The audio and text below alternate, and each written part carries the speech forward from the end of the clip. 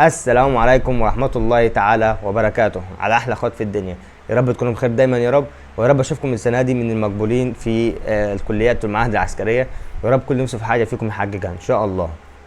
مبدئيا كده يا رجالة، أنا مش بحب إن أنا أطول في الفيديوهات، أنا بحب الفيديوهات بتاعتي تبقى مختصرة تمام. بس في فيديو يجبرني إن هو أتكلم عنه يعني بحيث ما أعملش منه جزء تاني تمام. فده ممكن ياخد من 8 دقايق ل 9 دقايق 7 دقايق كده، فده برضو مش فيديو او مش مقياس دقايق بقصاد الشرح اللي انا هشرحه لك ماشي. فعشان كده مبدئيا لو انت مش مشترك في القناه، اول حاجه تشترك في القناه فضلا وليس امرا، وتصلي على حبيبنا النبي عشان ربنا يكرمك ويكرمني باذن الله تمام. وتفعل زر الجرس عشان يوصلك كل جديد، وتتابع معايا الفتره اللي جايه دي كلها ان شاء الله، لان الفتره اللي جايه دي اختبارات طبعا من شهر 7 كليه حربيه وشهر 8 كليه الشرطه باذن الله تمام. وتعمل لايك للفيديو يا صاحبي عشان يوصل لك كل جديد. بص يا غالي، في موضوع النهارده هتكلم عن الاوراق اللي انت هتجهزها لو انت شخص هتقدم على الكليه الحربيه او كليه الشرطه تمام. انا اتكلمت في الفيديو ده، اتكلمت عن الموضوع ده في فيديو قبل كده، بس كان فيديو مختصر تمام. لكن دلوقتي انا هتكلم معاك بصفه عامه ايه الاوراق دي بالظبط تمام، وايه لازم تجهزه في الفتره اللي انت فيها حاليا تمام. لو انت شخص هتقدم حربيه او هتقدم شرطه ماشي، او هتقدم دفاع جوي، محاربين، تكنولوجيا عسكريه، فنيه عسكريه. وانا الكليات دي كلها اتكلمت عنها في قبل كده على القناه بتاعتي على اليوتيوب تمام. فممكن تدخل على القناه وتشوف الفيديوهات مثلا لو عايز تستفسر عن التكنولوجيا العسكريه او الفنيه العسكريه، وكل حاجه من مصدر موثوق من المتحدث الرسمي للقوات المسلحه، يعني مش بجيب حاجه من عندي تمام. يعني الشروط بجيبها من المتحدث الرسمي، يعني الاوراق برضو كده، كل حاجه انا مش بجيب حاجه من عندي، بجيب حاجه موثوقه ماشي يا ابطال. مبدئيا كده ايه هي الاوراق اللي انت تحتاجها، او ايه اهم حاجه هتجهزها الفتره دي. بص، حط الاول في دماغك انت هتقدم حربيه، دي ليها حاجه وشرطه ليها حاجه ثانيه تمام. اي نعم هتتفق في اوراق في الاخر برضه تمام، بس حربيه بتقبل تعذر كده عائلي، شرطه مش بتقبل تعذر تمام. شرطه هنا مش بتقبل تعذر، ففي حل تاني تعمله تمام. والحل ده متعب شويه لو انت هتقدم شرطه، عشان كده انا بقول لك ليه، شوف الهدف اللي انت هتقدم عليه. نفترض انت هتقدم الاثنين مع بعض، كده انا هتكلم في الفيديو ده عن الحاجات اللي هتجهزها والقيود العائليه بالتفصيل. اهم حاجه النهارده في الموضوع ده كله النهارده القيود العائليه ماشي. بص يا صاحبي، طبعا التعذر بيتقابل في الكليه الحربيه، مفيش اي مشكله نهائي، التعذر هيتقابل. وانا طبعا اتكلمت قبل كده عن التعذر في الكليه الحربيه هيتقابل ولا لا، وقلت لكم قبل كده ان هو هيتقابل تمام. طب انت هتعمل كام كده عائلي؟ هتعمل كده عائلي فردي لوالدك تمام. طب كده عائلي هتجهز ايه ورق فيه؟ هتجيب قسيمه الزواج بتاعت والدك، وهتجيب طبعا صور بطاقه اخواتك ومن ضمنهم انت تمام. وصور بطاقه والدك وصور بطاقه والدتك تمام. دي الاوراق اللي انت هتجيب عشان تجهز بيها القطع عائلي. فانت كده جهزت القطع عائلي بتاع مين؟ بتاع والدك. ادي اول نقطه ارتحنا منها. وهي برضو القطع عائلي ده لو انت هتقدم شرطه هتطلع نفس الورق ده برضو الشرطه القطع عائلي لوالدك، لان ده شيء اساسي. نيجي بقى في المشكله الصعبه او المشكله الكبيره شويه، اللي هي ايه يا رجاله؟ اللي هي انك انت هتعمل قطع عائلي للجد من ناحيه الاب، وقطع عائلي للجد من ناحيه الام. طب هتعمل ايه في الحاله دي؟ بص، القطع عائلي للجد من ناحيه الاب هتجيب قسيمه الزواج بتاعت جدك تمام من ناحيه الاب تمام، وهتجيب صوره بطاقته وصوره بطاقه ستك اللي هي مراته، وهتجيب صور بطايق عمامك وعماتك ماشي. اتفقنا؟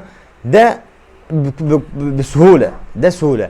المشكله فين بقى؟ ممكن تلاقي غلطه في الاسم تمام. ممكن ما تلاقيش قسيمه الزواج بتاعت جدك، في ناس كتير متجوزه من سنه 60 و50 والشغل ده، ممكن ما تلاقيش قسيمه الزواج تمام. ممكن ما تلاقيش شهاده ميلاد جدك او شهاده ميلاد جدتك او صوره البطاقه مثلا تمام. طب بخلاف كده ممكن ما تلاقيش شهاده الوفاه لو جدك متوفي، ما هو لو جدك متوفي هتحتاج شهاده الوفاه بتاعته تمام. فممكن ما تلاقيهاش برضه، واخد بالك؟ فدلوقتي انت هتجيب ايه مثلا؟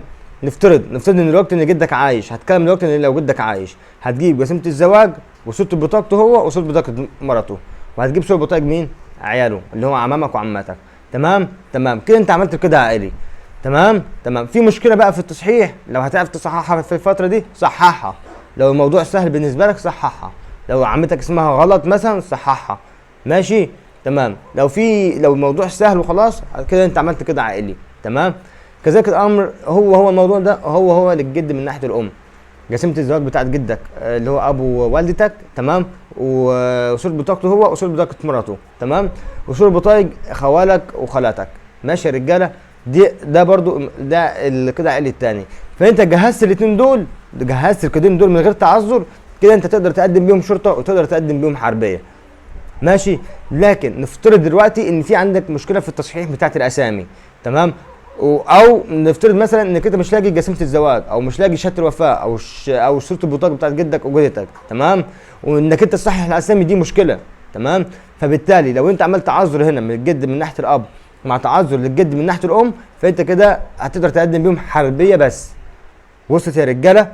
يعني لو في مشاكل في الطرفين، تمام، للجد من ناحيه الاب او من الجد من ناحيه الام، تمام، من ناحيه تصحيح اسامي صعبه مثلا، او من ناحيه انك انت مش لاقي حاجه، مش لاقي ورق او اي جسيم الزواج او اي حاجه، فانت تقدر تعمل تعذر استخراج كده عائلي مميكن مثلا لسبب وجود اخطاء في الاسم، او بسبب عدم وجود قسيم الزواج، كده هو هيكتبها لك كده في السجل المدني. فبالتالي هتقدر تقدم بيهم حربيه، لان الحربيه بتقبل التعذر. حربيه يا صاحبي بتقبل التعذر، تمام. تمام. نفترض دلوقتي انك انت شخص عايز تقدم شرطه، وبرضه عندك نفس المشكله دي، انك انت مش عارف تصحح الاسم، او انت دلوقتي مش لاقي جسيمه الزواج او شهاده الميلاد او شهاده الوفاه او ايا كان الحاجه اللي انت عايز تستخرجها ومش لاقيها، تمام. لان طبعا تصحيح الاسامي بياخد فتره كبيره، بياخد حوالي 3 شهور، تمام، يعني ممكن من شهر ل 3 شهور. دي حاجه. والحاجه الثانيه برضو انك انت التقديم دلوقتي لسه، يعني التقديم عندك انت في شهر 7 في اواخر شهر 7 شرطه، وبرضو زيها كذلك الامر في حربيه، تمام. فنفترض دلوقتي مثلا انك انت مش عارف او انك انت مثلا الحاجات دي كلها صعب انك انت تلاقيها.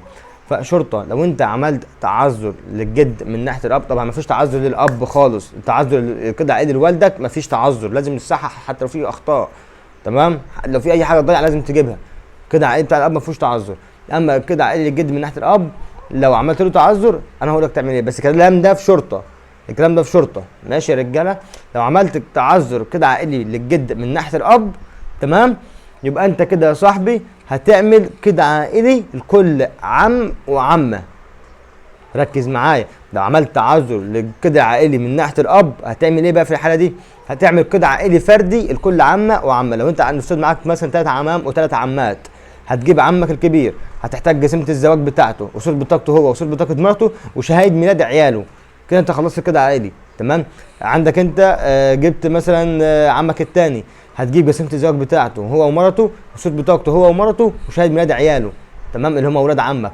هتجيب عمك الثالث، جسيمه الزواج بتاعته هو ومرته، شهاده صوره بطاقته هو ومرته وشهاده ميلاد عياله، تمام. تمام كده انت عملت كده عائليه دي. طب تعال من ناحيه العمات، هتجيب جسيمه الزواج بتاعت عمتك اللي هي يعني جوز عمتك، جوز عمتك، تمام، وهتجيب صوره بطاقته هو وعمتك، تمام، وهتجيب شهاده ميلاد عيالها، تمام. لو انت عندك 3 عمات على نفس النظام ده، ماشي. ده لو انت هتعمل تعذر. كذلك الامر الخوالك، الخالاتك والخوالك، عملت تعذر لخوالك، هتعمل فرد كده عائلي فرد لكل خال وخاله، تمام. هتجيب خالك الكبير جسيمه الزواج بتاعته هو ومرته، صوره بطاقته هو ومرته وصوره شهاده ميلاد عياله، تمام يا رجاله. ده الفيديو بتاع النهارده اللي هو ايه، اللي انا جبت لك كده اهم حاجه كده عائلي. انا في الفيديو ده اتكلمت عن كده عائلي بس. اما الورق الثاني، تمام، حاجه سهله خالص، اللي هي عندك انت موقفك من التجنيد لو انت هتقدم، تمام، الموقف بتاعك من التجنيد، ماشي. الحاجه الثانيه الحاجه الثانيه هتجيبها اقرار الذمه ماليه، ودي هتجيبها من البوسطه. الحاجه الثالثه اللي انت هتجيبها معاك شهاده ميلاد اصليه مميكنه، تمام. الحاجه الرابعه طبعا صوره بطاقتك، صوره وش وظهر، تمام، صوره بطاقه والدك ووالدتك، تمام. بعد كده الحيازات اللي هي الاوراق اللي هي الحيازه لو عندك ارض والحاجات دي، تمام. الحاجه السابعه بعد كده هتجيبها اللي هي طبعا بتاع شهاده الثانويه العامه. وبعد كده الحاجه الثامنه واللي هي شهاده الكليه، لو انت طبعا هتقدم بعد الكليه او بعد الثانويه العامه يبقى انت شهاده الثانويه العامه. لو انت هتقدم من بعد الكليه متخصصين فانت هتجيب شهاده الكليه برضو، تمام، شهاده التخرج. دول ال8 حاجات اللي انت هتجيبهم، ماشي يا رجاله. ولو في حاجه ثانيه برضو انا ممكن اكون ناسيها، بس ان شاء الله هكون عندك انت الحاجه التاسعه، لو في عندك انت مثلا اي حاجه رياضه مثلا، واخد حزام، واخد شهاده كاراتيه مثلا، كونج فو، الحاجات دي تكون معتمده دوليا، فالحاجه دي انت برضو هتجيبها معاك، ماشي يا رجاله. فهي الحاجات دي كلها اللي انت هتحتاجها. بس انا اتكلمت الفيديو كله اصلا كان بيتكلم عن ايه، عن القطع عائلي، لان القطع عائلي طبعا ده اهم حاجه، ماشي يا رجاله. ده موضوع النهارده يا صاحبي. ولو انت في اي سؤال او اي مشكله واقفه معاك سيبها لي في كومنت، وانا تحت امرك في اي وقت. بالتوفيق لكم يا رجاله، تحياتي ليكم، طارق البدري.